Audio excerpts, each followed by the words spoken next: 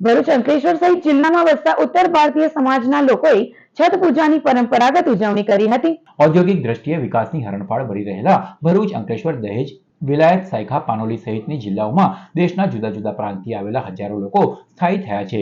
રોજગાર માટે ભરૂચ, અંકલેશ્વરને કર્મભૂમિ બનાવનારા ઉત્તર ભારતીય પરિવારો તેમના પ્રાંતના પરંપરાગત તહેવારોની રંગેચંગે ઉજવણી કરતા હોવાથી ભરૂચ અને અંકલેશ્વરમાં સાચા અર્થમાં વિવિધતામાં એકતા જોવા મળે છે।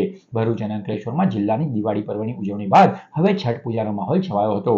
ઉત્તર ભારતમાં કારતક સુદ છઠના રોજ છઠ પૂજાની ઉજવણી કરવામાં આવે છે। માન્યતા અનુસાર છઠનો તહેવાર દ્રૌપદી સાથે પણ જોડાયેલો છે।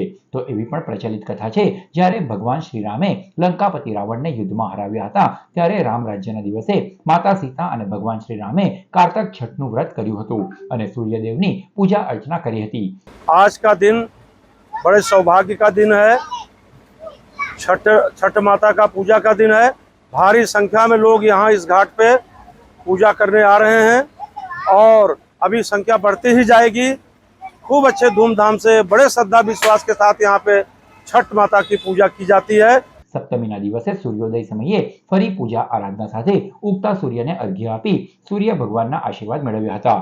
છઠે આથમતા સૂર્ય અને આજે સાતમે ઉગતા સૂર્યની પૂજા બાદ ઉત્તર ભારતીય સમાજ દ્વારા વ્રતના પારણા કરવામાં આવ્યા હતા।